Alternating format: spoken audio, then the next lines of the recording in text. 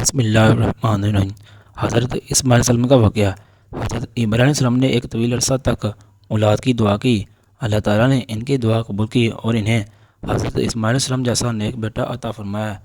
جب حضرت اسماعیل علیہ السلام کچھ بڑے ہوئے اور باپ کے ساتھ چلنے کے قابل ہوئے، اللہ تعالیٰ نے حضرت ابراہیم علیہ السلام کو خواب میں حکم دیا کہ وہ اپنے بیٹے کو اللہ کی راہ میں قربان کرے۔ حضرت ابراہیم علیہ السلام کو معلوم تھا کہ انبیاء کے خواب سچے ہوتے ہیں اور یہ کہ اللہ کا حکم تھا۔ انہوں نے اس خواب کا ذکر اپنے بیٹے حضرت اسماعیل علیہ السلام سے کیا اور ان سے پوچھا کہ ان کا کیا مشورہ ہے۔ حضرت اسماعیل علیہ السلام نے بڑی فرمانبرداری اور صبر سے جواب دیا، ابا جان، آپ کو جو حکم دیا گیا ہے وہی کہہ رہے، انشاءاللہ آپ مجھے صبر کا عمل میں پائیں گے۔ حضرت ابراہیم علیہ السلام نے حضرت اسماعیل علیہ السلام کو اللہ کے حکم کے مطابق قربان کرنے کے لیے تیار کیا اور دونوں نے اللہ کے حکم کے سامنے سر تسلیم خم کر دیا۔